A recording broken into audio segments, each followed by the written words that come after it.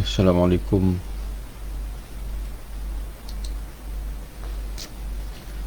Assalamualaikum warahmatullahi wabarakatuh. Bismillahirrahmanirrahim. Alhamdulillah. Wassalatu wassalamu ala Rasulillah wa ala alihi wa sahbihi ajma'in. Amma ba'du. Suara jelas ya?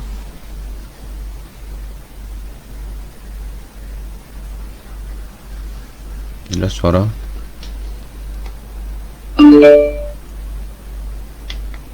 Bluetooth mode has now is aux-in mode. Jelas suara ya?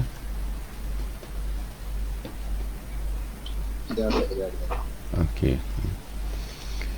Bismillahirrahmanirrahim. Alhamdulillah.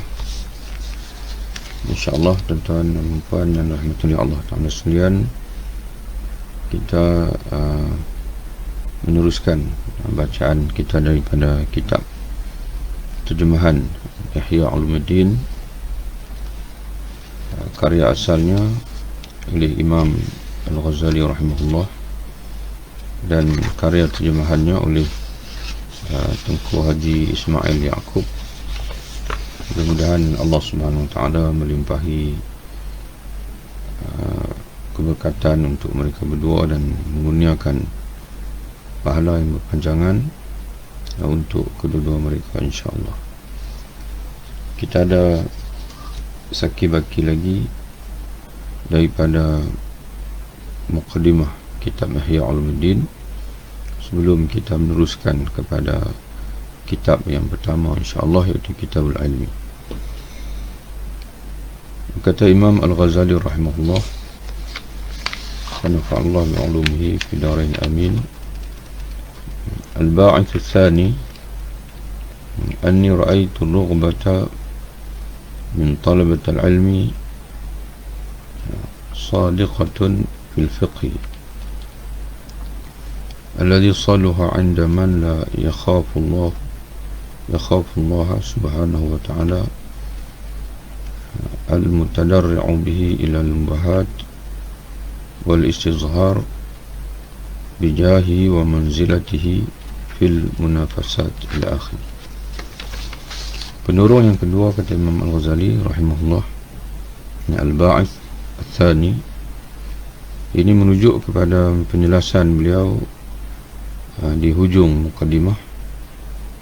Beliau ingin menjelaskan kepada kita kenapa beliau membahagikan kitab Ihya Ulumuddin kepada 4 rubuk, 4 bahagian ataupun 4 sukuan, iaitu rubul ibadat, bahagian seperempat bahagian iaitu ibadat, wa rubul adat, diikuti dengan seperempat bahagian yang berikutnya, iaitu adat ataupun kehidupan, hal ehwal kehidupan harian, ataupun yang diterjemahkan oleh penterjemah kita dengan pekerjaan sehari-hari,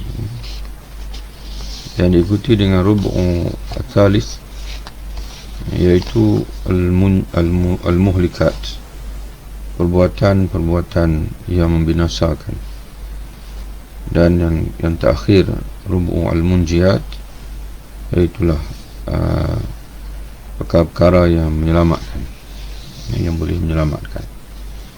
Dan setiap bahagian itu ada 10 bab.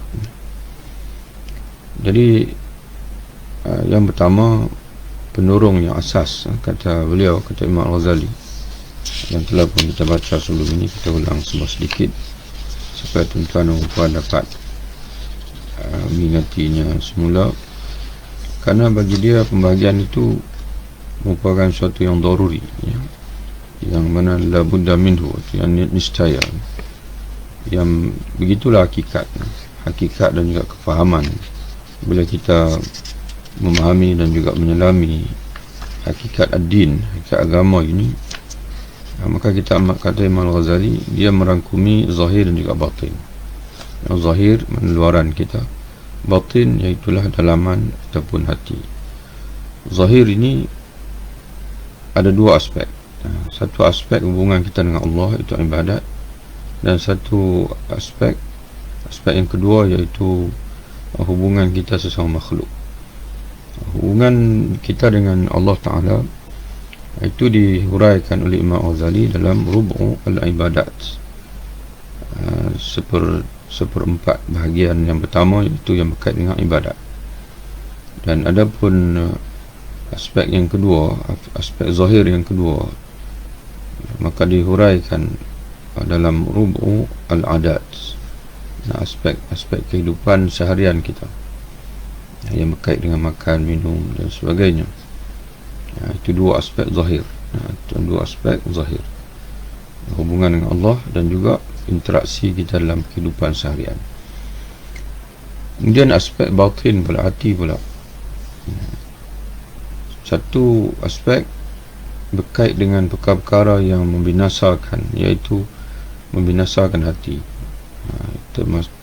Maka dihuraikan oleh Imam Ghazali dalam Rubu' al-Muhlikat, perkara yang boleh membinasakan manusia, iaitulah bermula daripada yang membinasakan hati. Kerana hati ini adalah raja dalam tubuh yang menentukan perjalanan gerak laku ataupun perbuatan-perbuatan anggota-anggota yang lain. Jadi bila rosak hati, maka rosaklah kehidupan manusia. Maka dibahaskan ada 10 tajuk dalam yang berkait dengan batin manusia, perkara-perkara yang boleh merosakkan batin manusia, yang disebut dengan Rubu' al-Muhlikat, yang merangkumi riaknya, ujubnya, takburnya, yang merangkumi penyakit-penyakit hati yang lain. Dan yang keduanya, aspek batin yang kedua, iaitu perkara-perkara yang boleh menghidupkan hati, menyelamatkan hati, yang boleh menjaga hati kita, ikhlas, taubat, tawaduk, dan juga tajuk yang paling akhir iaitu mengingati kematian. Jadi itulah kata dia, oleh kerana ad-din, ilmu agama itu merangkumi dua, zahir dan juga batin, dan setiap satu daripada itu merangkumi pula dua, maka menjadi 4. Maka itu alasan beliau membahagikan kitab Ihya Ulumuddin ini kepada 4 bahagian, kerana menurut beliau pembahagian itu merupakan pembahagian yang daruri. Itu pendorong yang pertama, yang merupakan pendorong yang asli, al-ba'is al-asli, yang asas, yang teras. Kenapa dia membahagikan kitab Ihya Ulumuddin kepada 4 bahagian. Kemudian Imam Al-Ghazali rahimahullah meneruskan penjelasan beliau. Pendorong yang kedua, kata dia, yang menggerakkan untuk menyusun kitab ini menjadi 4 bahagian, ialah aku melihat keinginan para pelajar besar sekali kepada ilmu fiqh, ilmu fiqih, ilmu yang layak. Jadi dia oleh kerana kecenderungan para pelajar pada zaman dia kepada ilmu fiqh, dan ilmu fiqh itu dibahagikan ulama kepada 4 rubuk, 4 suku. Maka meraihkan apa yang diminati pada zaman itu oleh para penuntut ilmu, maka dia pun membahagikan Ihya Ulumuddin kepada 4 sukuan juga. Dalam fiqh, kalau kita perhatikan dalam kitab-kitab fiqh, maka dibahagikan kepada Rubu'ul Ibadat, Rubu'ul Muamalat. Yang pertama Rubu' bahagian yang awal-awal sekali kita buka kitab fiqh, kita akan berjumpa dengan kupasan fiqh tentang ibadat, disebut dengan Rubu'ul Ibadat. Diikuti dengan Al-Muamalat, jual beli, upah mengupah, sewa upah dan upah ataupun sewa. Kemudian berkait dengan salam, itu dipanggil Rubu' al-Muamalat. Diikuti setelah itu Rubu' al-Munakahat, suku yang berkait dengan hal ehwal nikah kahwin. Dan diikuti selepas itu Rubu' al-Jinayat, sukuan yang berkait dengan atau membahaskan tentang qisas, diyat yang berkait dengan hudud dan juga ta'zir. Begitulah pembahagian dalam fiqh. Oleh kerana ilmu fiqh ini menjadi ilmu yang diminati, maka format dalam fiqh juga merupakan sesuatu yang akan diberi perhatian oleh para penuntut ilmu, berbeza dengan format dalam mengikut ilmu yang lain yang kurang diberi perhatian. Maka kita kata Imam Al-Ghazali, pendorong yang kedua yang menggerakkan daku untuk menyusun kitab ini menjadi 4 bahagian ialah aku melihat keinginan para pelajar besar sekali kepada ilmu fikih. Ilmu fiqh, kata dia, ilmu yang layak bagi orang yang tidak takut kepada Allah, yang memperalat ilmu itu untuk mencari kemegahan dan penonjolan dengan kemegahan serta kedudukan dalam perlombaan. Itu merujuk pada zaman beliau lah. Ilmu fiqh ini dipelajari untuk menonjol diri dan mengangkat diri dan sebagainya. Wallahu a'lam. Dan ilmu fiqh itu terdiri dari 4 bahagian, dan orang yang menghiasi dirinya dengan hiasan yang disukai orang banyak, tentu dia juga akan disukai.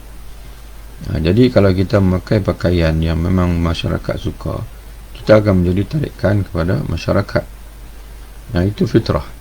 Maka begitu juga oleh kerana zaman beliau itu orang berminat dengan penyusunan fiqh, maka format penyusunan ilmu mengikut format pengajian fiqh akan memberi satu tarikan. Itu maksud dia. Maka aku tidak jauh dalam bentuk kitab ini dengan bentuk fiqh untuk menarik hati golongan pelajar-pelajar. Dan kerana inilah sebahagian orang yang ingin menarik hati pembesar-pembesar pada ilmu kesihatan, ilmu tib, bertindak lemah lembut, taluttufan, litafah, bertindak lemah lembut dalam makna bertindak untuk meraihkan ataupun untuk menarik perhatian masyarakat atau pembesar-pembesar tadi supaya tertarik pada ilmu tib, ilmu perubatan atau kesihatan, lalu membentuknya, membentuk ilmu tib itu dalam bentuk ilmu bintang. Ilmu bintang itu ilmu astrologi, ilmu ramalan bintang, dengan memakai ranji, yakni raja-raja dan angka. Jadi kalau kita rajin pati ilmu astrologi ini, ilmu ramalan bintang ini, dia akan bentuk, akan persembahkan dalam bentuk raja. Kemudian dalam raja itu ada angka-angka, ada angka-angka. Dan bagi orang yang dalam aspek keduniaan pula pada zaman Imam Al-Ghazali rahimahullah, ilmu yang ditarikkan adalah ilmu astrologi ini. Bukan ilmu astronomi, ilmu astrologi, ilmu penomboran yang mana ada kaitan dengan bintang-bintang ni, ramalan bintang-bintang ini. Maka ada di kalangan ilmuwan dalam tib, Ibn Sina dan sebagainya, ada kalanya mereka mempersembahkan ilmu tib ini dengan menggunakan raja-raja dan juga angka-angka ni. Bukan kerana ilmu tib itu sebahagian daripada ilmu bintang itu, bukan, tapi mempersembahkan saja, mempersembahkan gaya mengikut persembahan yang biasa dilakukan oleh orang-orang yang beramal dengan ilmu bintang ini, supaya ilmu tib itu menjadi tarikan. Dan pembesar-pembesar yang, kerana tujuannya adalah untuk menarik hati pembesar-pembesar ini, sebab pembesar-pembesar ini membuka mata melihat ilmu tib ini, kerana bentuk persembahannya itu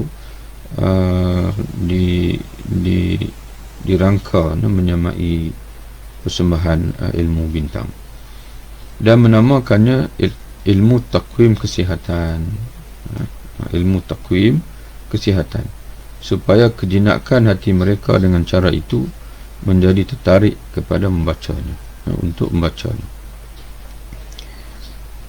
Berlemah lembut menarik hati orang kepada ilmu pengetahuan yang berguna. Yang ini berlemah lembut dengan makna meraihkan, bertolak ansur, mengambil kira apa yang menjadi minat orang lain. Itu makna berlemah lembut.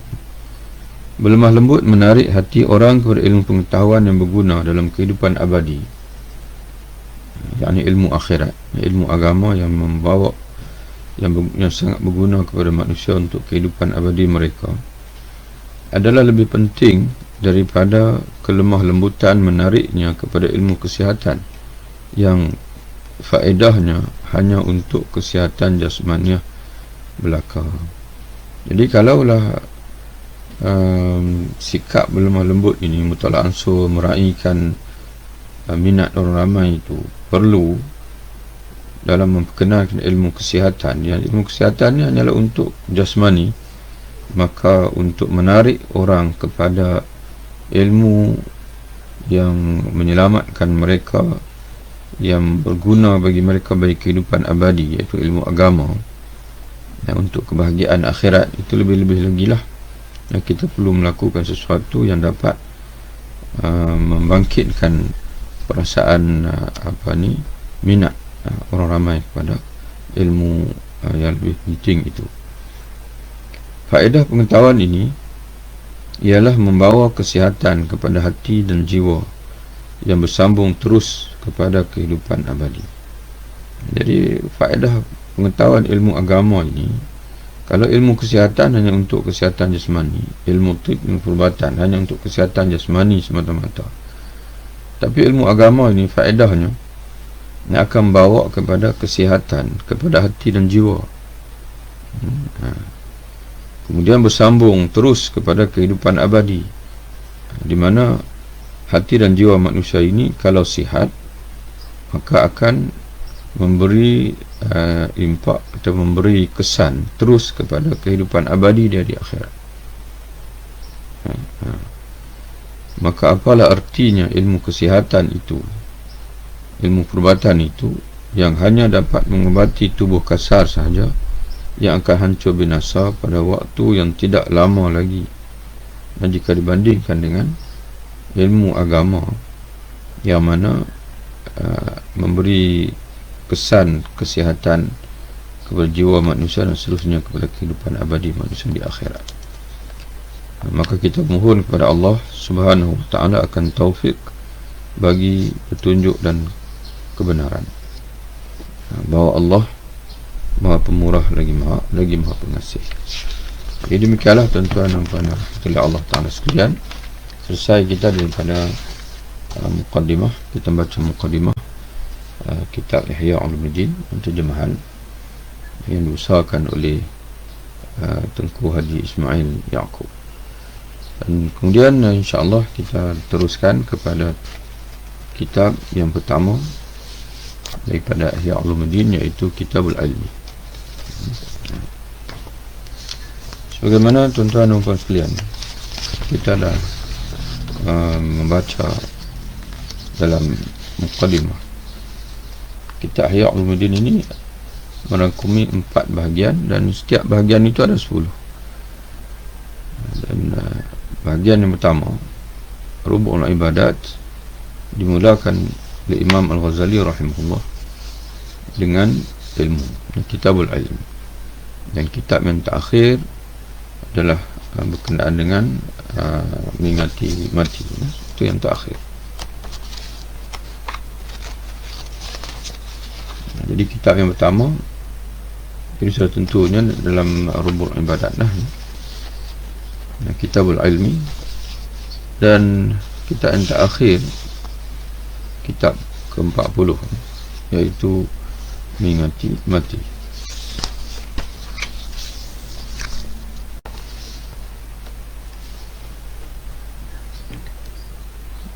bab yang pertama. Jadi bab yang pertama dalam Kitabul Ilmi, bab yang pertama dalam Kitabul Ilmi iaitu tentang kelebihan ilmu, kelebihan mengajar, fadail al-ilmi atau fadl al-ilmi wa ta'lim wa ta'allum. Kelebihan ilmu, kelebihan mengajar, kelebihan belajar, dan dalil-dalilnya dari naqal, yakni Al-Quran, hadis dan akal. Jadi Imam Al-Ghazali dia akan bawa kepada kita dalam mengukakan tentang kelebihan ilmu ini, merangkumi kelebihan ilmu mengikut yang dijelaskan oleh Al-Quran dan juga hadis, dan juga kelebihan ilmu mengikut akal, dia panggil hikmah aqliyah, al-hikmah al-aqliyah.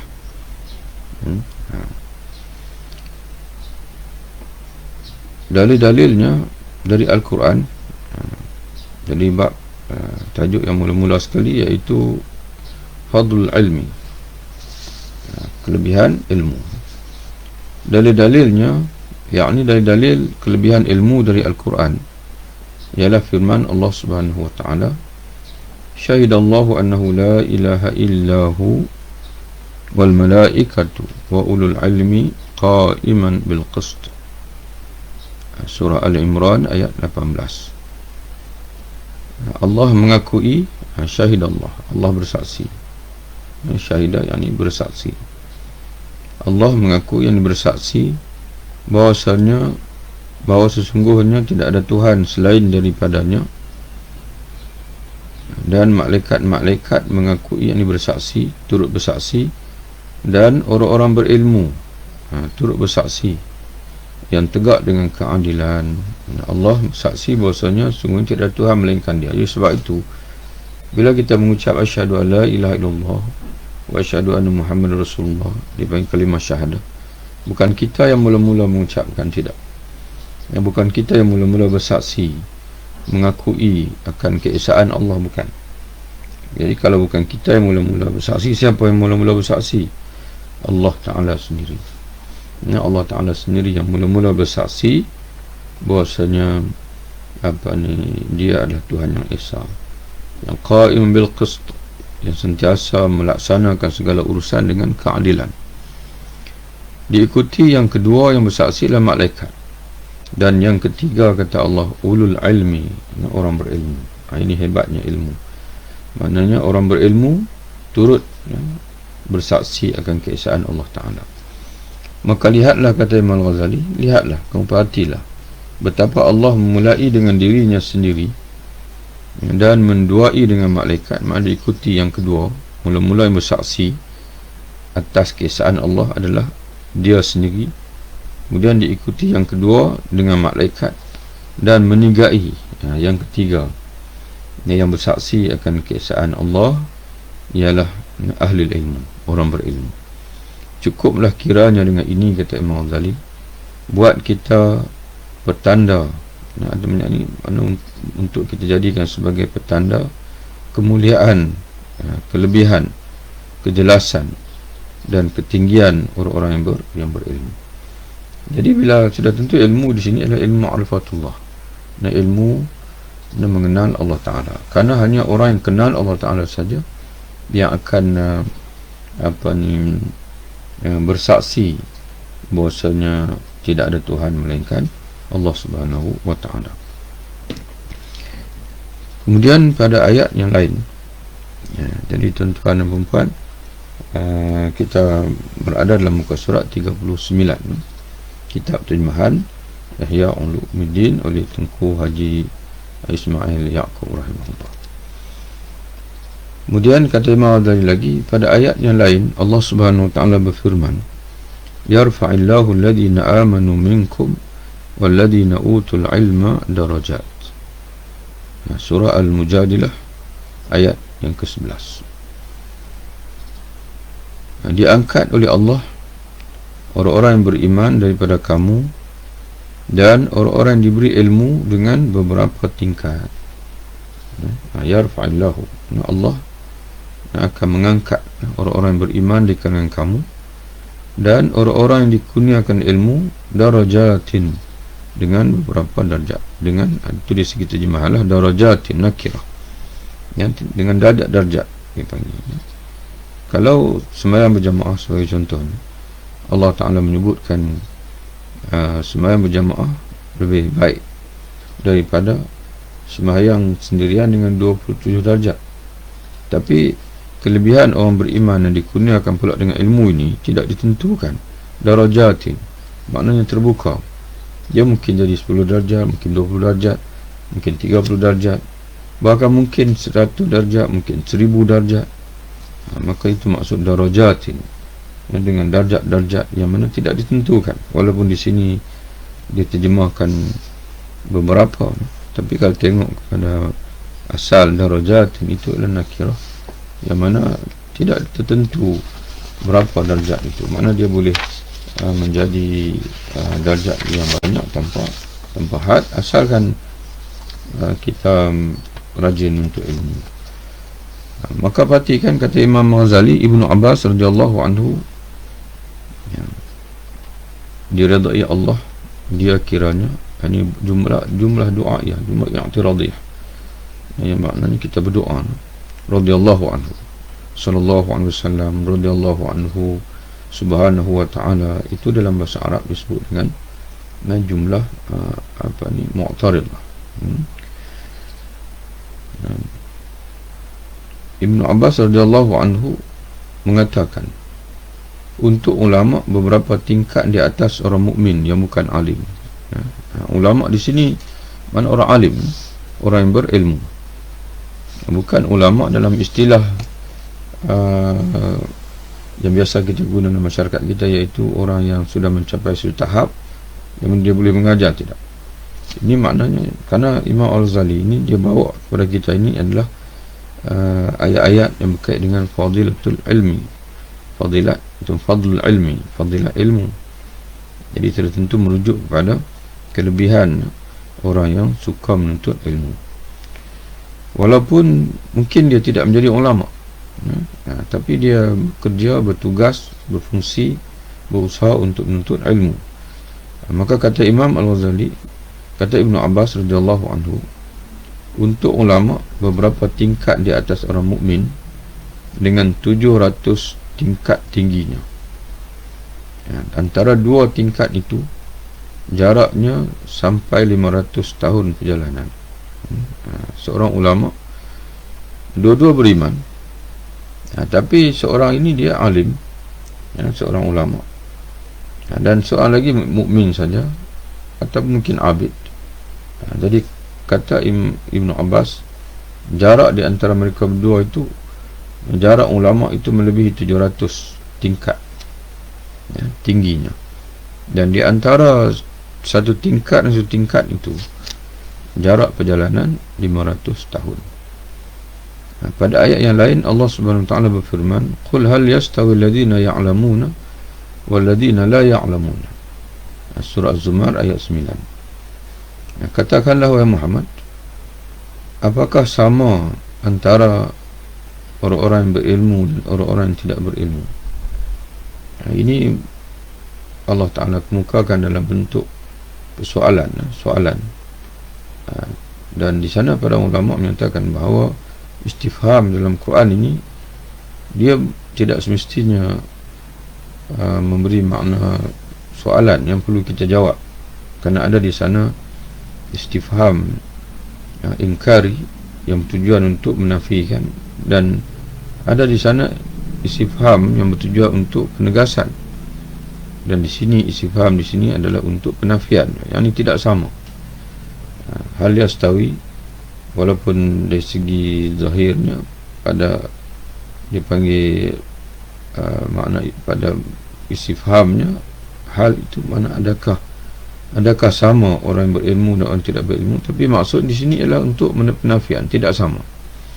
Katakanlah Muhammad, tidak akan sama orang berilmu dan juga orang yang tidak berilmu. Firman Allah Subhanahu wa taala, "Innama yakhshallaha min ibadihi al-ulama." Sesungguhnya yang takut akan Allah daripada hambanya ialah ulama, ini orang berilmu. Jadi di antara perasaan yang boleh menyelamatkan hati manusia ini, sekaligus menyelamatkan jiwa manusia ini, yang akan disebut oleh Imam Al-Ghazali di hujung nanti dalam Rubu' Al-Munjiat, dalam suku yang terakhir, yang keempat, yang berkait dengan perkara-perkara yang boleh menyelamatkan manusia. Di antaranya ialah perasaan takut, al-khawf, dan juga ar-raja. Jadi bagaimana kita nak mencetuskan perasaan takut dalam hati manusia ini? Kata Allah dalam ayat ini, sesungguhnya hanya sahaja yang takut kepada Allah dari kalangan hamba-hambanya ialah ulama, orang berilmu. Iaitu dengan kita menuntut ilmu. Dan kita menuntut ilmu, mengenal Allah, maka semakin kita mengenal Allah, maka hati kita akan semakin takut kepada Allah Ta'ala, yakni takut kemurkaan Allah dan juga takut akan azab Allah Ta'ala. Firman Allah Subhanahu Wa Ta'ala, Qul kafa billahi syahidan baini wa bainakum wa man indahu ilmul kitab. Katakanlah ya Muhammad, cukuplah Allah menjadi saksi antara aku dan kamu, yang menjadi saksi bahwasanya aku benar Rasul yang diutuskan Allah kepada kamu. Dan begitu juga cukup orang-orang yang padanya ada ilmu pengetahuan tentang kitab, yang di sini diterjemah dengan Al-Quran. Makna cukup Allah menjadi saksi kebenaran aku ini sebagai Rasul yang diutuskan kepada kamu, walaupun kamu masih sangsi.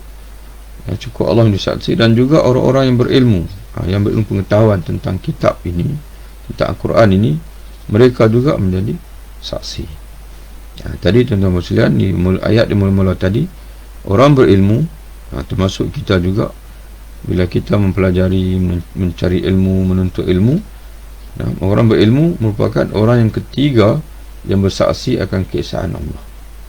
Maka di sini pula, kita juga kalau berilmu, maka kita disebut oleh Allah sebagai orang yang bersaksi. Setelah Allah Ta'ala bersaksi ke atas kebenaran Muhammad, kita juga akan menjadi saksi dengan ilmu yang kita ada, bahwasanya dari Muhammad SAW adalah benar seorang Rasul yang diutuskan oleh Allah kepada manusia, dan khususnya yang hidup di akhir zaman. Pada ayat yang lain tersebut, yang ini diceritakan, qala alladhi indahu ilmun minal kitabi ana atika bihi. Ayat ini perlu sambung, kena sambung, walaupun Imam Ghazali bawa separuh, tapi kita kena sambung, kalau tidak kita tidak melengkapkan ayat dah. Ulama-ulama dahulu, penuntut-penuntut ilmu dahulu, kesemua mereka menghafal Quran. Jadi kerana itu dalam kitab-kitab ulama biasa dia bawa separuh, kerana nanti akan disambunglah oleh penuntut-penuntut ilmu. Tapi kita zaman hari ini, bila Imam Al-Ghazali bawa separuh, jadi, dan kita tidak menghafal Al-Quran, jadi menyebabkan kalau kita tidak berusaha untuk merujuk ayat yang penuh, maka pemahaman kita itu akan menjadi tergantung. Maka dalam ayat ini Allah Ta'ala menyatakan, qala alladhi indahu ilmu minal kitab. Berkatalah orang yang mempunyai pengetahuan tentang kitab, kitab Allah. Dan kisah ini kisah Nabi Sulaiman AS. Dan kisah Nabi Sulaiman AS, tentu kitab ini adalah kitab yang diturunkan Allah kepada Nabi Sulaiman AS. Aku sanggup membawanya kepada engkau, wahai Sulaiman, qabla an yartadda ilaika tarfuk, sebelum matamu berkedip, ataupun dalam sekelip mata lah. Jadi kisah ini kena kita rujuk pada dua ayat sebelumnya, di mana Nabi Sulaiman AS, setelah beliau mengutuskan surat kepada Ratu Balqis dan meminta supaya Ratu Balqis ini tunduk kepada kerajaan dia, Ratu Balqis di Yaman, yang sana Nabi Sulaiman di Palestin. Kemudian Ratu Balqis dijemput untuk datang menghadap, dan dia memutuskan untuk tunduk kepada kerajaan Nabi Sulaiman, dan juga datang menghadap. Lalu Nabi Sulaiman bila dia mendapat berita bahawasanya Balqis dalam perjalanan untuk datang ke Palestin, maka dia mengadakan mesyuarat bersama dengan Al-Malak. Al-Malak mana menteri-menteri dia. Dalam mesyuarat itulah Nabi Sulaiman AS berkata kepada menteri-menteri dia yang hadir dalam mesyuarat itu, ayyukum ya'tini bi'arshiha qabla an ya'tuni muslimina. Siapakah di kalangan kamu yang dapat membawa wahai pegawai-pegawaiku, kata Nabi Sulaiman kepada mereka, siapakah di kalangan kamu yang dapat membawa kepadaku singgasana Balqis sebelum mereka India dan juga rombongannya datang menghadapku dalam keadaan berserah diri. Lalu mula-mula sekali menjawab ila Ifrit. Qala Ifritu minal jin ana atika bihi qabla an taquma min maqamik wa inni alaihi laqawiyyun amin. Maka kata Allah, berkatalah Ifrit yang mana dia dari kalangan jin, aku akan bawanya kepada kamu sebelum engkau bangun dari tempat dudukmu, dan sesungguhnya aku, kata Ifrit, amatlah kuat gagah untuk membawanya lagi amanah. Itu Ifrit jin. Kemudian Allah Ta'ala lanjut kali kisah, qala alladhi, ayat kita ini, berkata pula seorang yang mempunyai ilmu pengetahuan dari kitab Allah, kata dia apa? Kata dia, aku akan membawanya kepada kamu dalam sekelip mata. Aku boleh membawanya kepada kamu dalam sekelip mata. Jadi maknanya orang ini manusia, dia manusia, menteri di kalangan Nabi Sulaiman, daripada kalangan manusia, tapi kelebihan dia itu ialah indahu ilmu minal kitab. Dia ini memiliki ilmu Allah, ilmu daripada kitab Allah. Jadi dalam tafsir Al-Jalalain, Imam As-Suyuti rahimahullah, tafsir Al-Jalalain, tafsir Al-Jalalain ini dikarang oleh dua penulis, Imam Jamaluddin As-Suyuti dan Jamaluddin Al-Mahalli. Kata dalam tafsir Jalalain, individu ini dia merupakan awliya Allah, waliun min awliya Allah, yang namanya Asif bin Barkhiyah. Asif bin Barkhiyah. Dia ini dalam tafsir Jalalain, kana siddiqan, seorang yang berada dalam martabat as-siddiqin, martabat paling tinggi an-nabiyyin, as-siddiqin, kemudian ikuti as-syuhada, kemudian as-salihin. Dia mudah-mudahan kita ni berada dalam kelompok as-salihin. Jadi dia ni Asib bin Barkhiyah ini, dia berada dalam kelompok as-siddiqin. Ya'lamu ismallahil a'zam, dia mengetahui nama Allah yang teragung. Idza da'a bihi ujiba. Dalam hadis ini menyebutkan Allah Ta'ala ini memiliki nama yang teragung, di mana tidak seorang itu berdoa dengan nama Allah yang teragung melainkan doanya akan dimustajab oleh Allah. Maka dalam kitab tafsir lain disebutkan Asib bin Barkhiyah ini, dia tahu rahsia nama Allah yang teragung ni. Dia tahu nama yang mana satu, dan dia berdoa dengan nama itu. Apa saja yang dia minta akan dimakbulkan oleh Allah SWT, termasuk dalam dia berkhidmat kepada Nabi Sulaiman AS. Dia kata, aku boleh membawa singgasana Balqis yang jauhnya ribuan kilometer, 1000 kilometer, 2000 kilometer lebih kurang, dan dalam sekelip mata, dia kata. Mana dia lebih laju daripada Ifrit lagi. Ifrit sebelum Nabi Sulaiman bangkit daripada tempat duduk, mungkin kita kata sebelum habis mesyuarat lah. Tapi Asib bin Barkhiyah ini, dia kata dia boleh pindahkan dalam sekelip mata sahaja. Itu kehebatan ilmu. Allah Ta'ala sebut sendiri bahasanya kehebatan dia ialah ilmu minal kitab.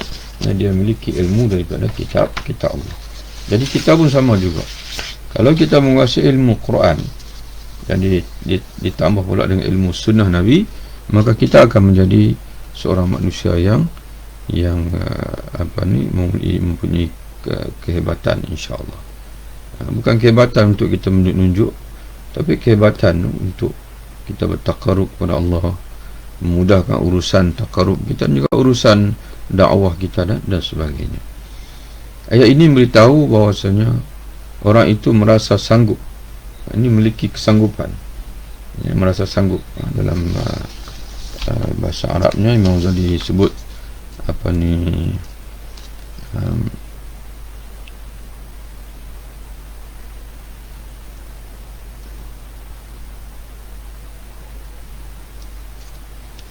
tanbihan ala annu iqtadara.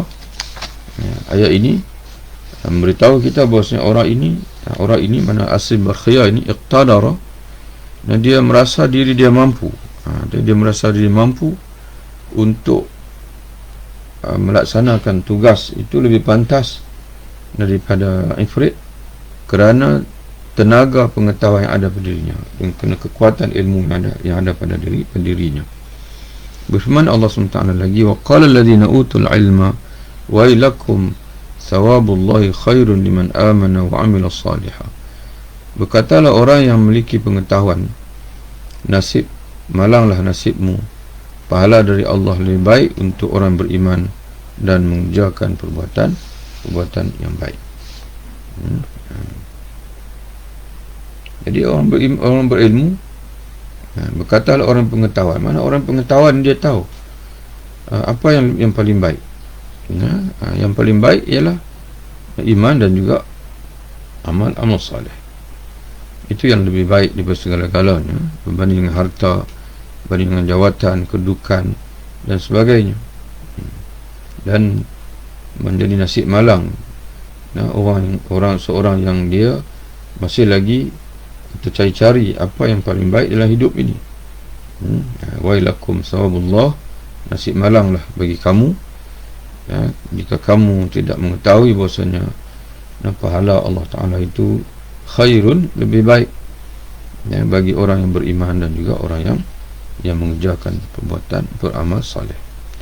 Ayat ini menjelaskan bahawa tingginya kedudukan di akhirat diketahui dengan ilmu pengetahuan.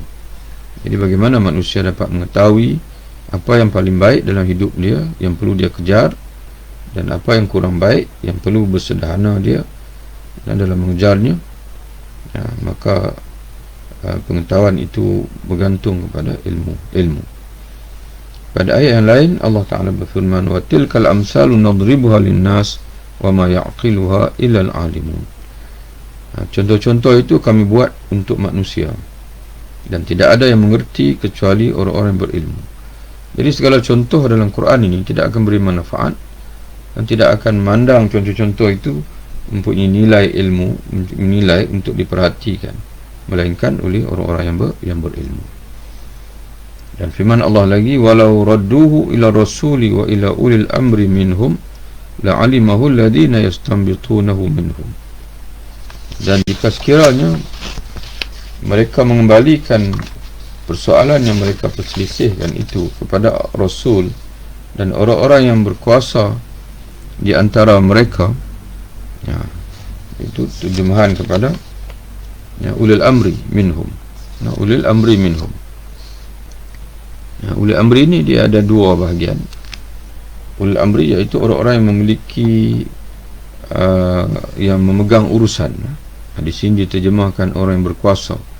Mana penguasa lah. Dan penguasa dia ada dua cabang. Satu, penguasa adalah urusan dunia. Orang yang memiliki jawatan, yang memiliki kekuasaan, yang memiliki, dia panggil, dan diserahkan urusan masyarakat dalam aspek keduniaan, itu ahli politik. Dan dalam aspek keagamaan pula, maka disebut dengan ulama. Kalau mereka kembalikan persoalan yang mereka pertikaikan, perselisihkan itu kepada Rasul dan orang yang berkuasa, ulil amri di antara mereka, nescaya orang-orang yang memperhatikan itu akan mengetahui yang sebenarnya. Orang yang memperhati, dia terjemahkan la'alimahu alladhina yastanbitunahu, istinbat. Mana orang yang melakukan pemerhatian terhadap nas dan mengistinbat hukum, akan mengetahui bagaimana duduk persoalan yang sebenar itu, apa hukumnya, apa yang terbaiknya dan sebagainya, itu persoalan yang dibersihkan itu. Ayat ini menerangkan bahawa untuk menentukan hukum dari segala kejadian adalah terserah kepada pemahaman mereka, yakni pemahaman orang yang memiliki orang diserahkan urusan kepada mereka dalam urusan agama ni, iaitu ulama-ulama yang bertugas untuk mengistinbat hukum daripada Al-Quran dan Sunnah Nabi SAW, dan dihubungkan tingkat mereka dengan tingkat Nabi-Nabi dalam hal menyingkap hukum Allah. Sebab itu disebut kalau mereka kembalikan kepada Rasul dari zaman Nabi, segala persoalan dirujuk kepada Rasul, dan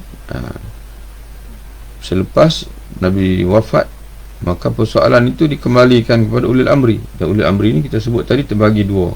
Kalau urusan dunia, iaitu ahli-ahli politik, menteri besar dan sebagainya.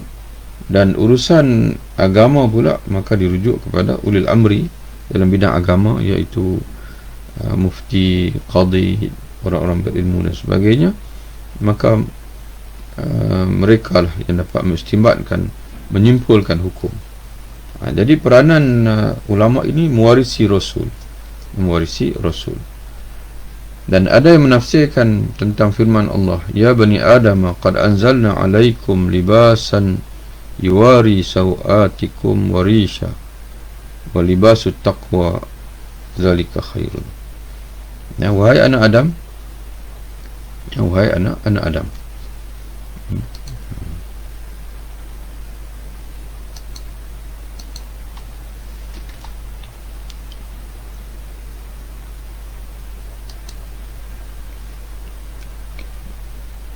kita rujuk lebih lanjut ayat ini.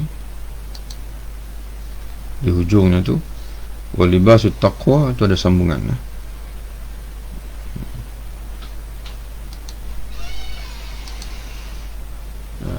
Walibasut taqwa zalika khairun. Betul lah kita baca tadi, alhamdulillah. Walibasut, tuan kena tambah, walibasut taqwa zalika khairun. Wahai anak Adam, kata Allah, sungguhnya kami telah turunkan kepada kamu pakaian yang menutupkan, yakni untuk menutupkan anggota. Qad anzalna alaikum libasan yuwari sawatikum, untuk menutupkan anggota kelaminmu.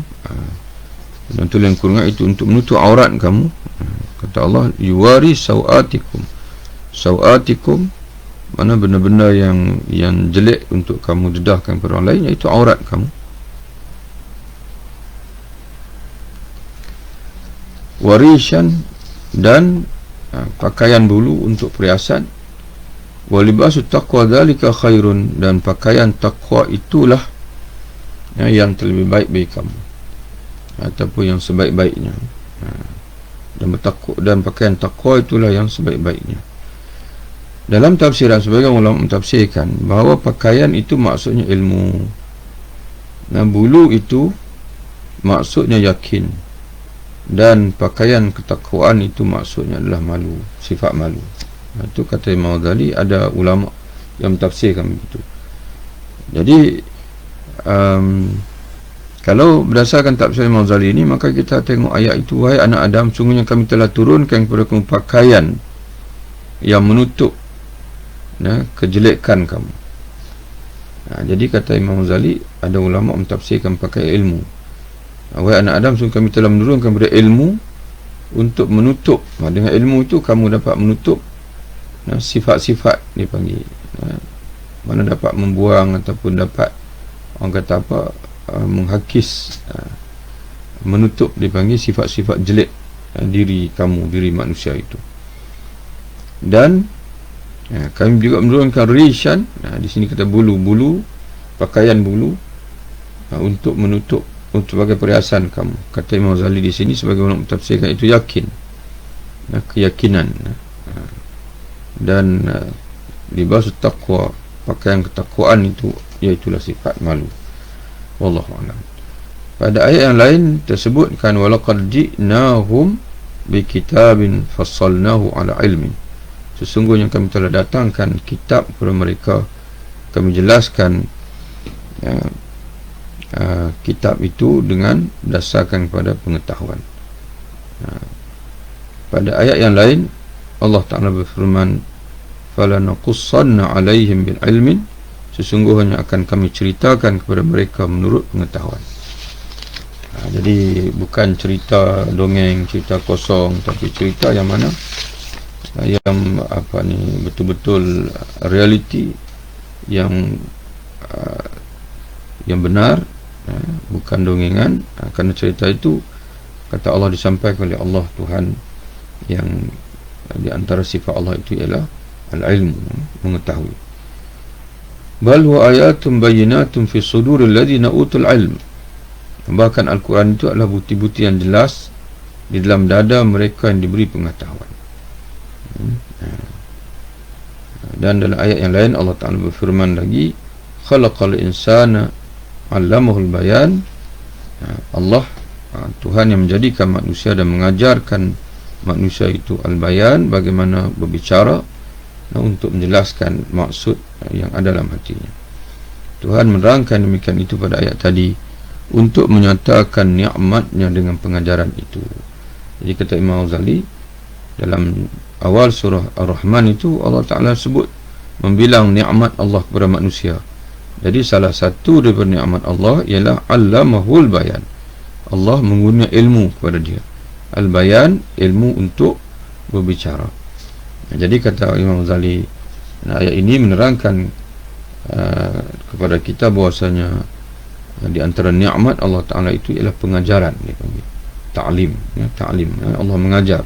Jadi kalau pengajaran itu, mana penyampaian ilmu daripada Allah itu bukan nikmat, maka orang yang enggan belajar ilmu yang disampaikan oleh Allah, dia mensia-siakan nikmat Allah Subhanahu wa Ta'ala.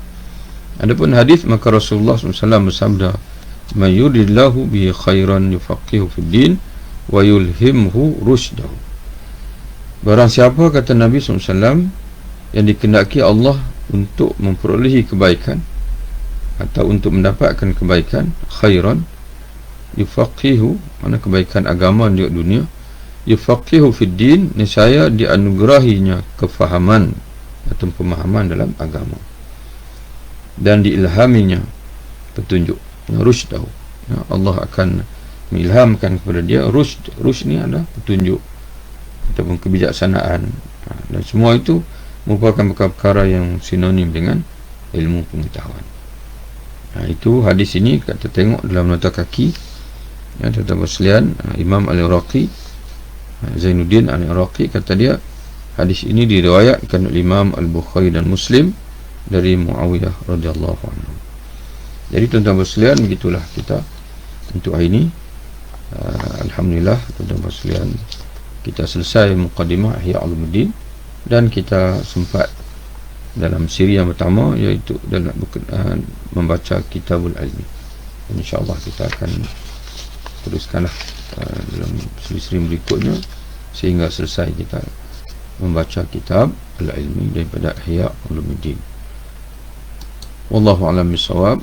Sehingga kita berjumpa lagi insyaAllah besok hari apa? Besok hari Isnin, insyaAllah hari Isnin boleh insyaAllah kita sambung. Kalau tidak ada halangan, pagi besok kita sambung lagi insyaAllah.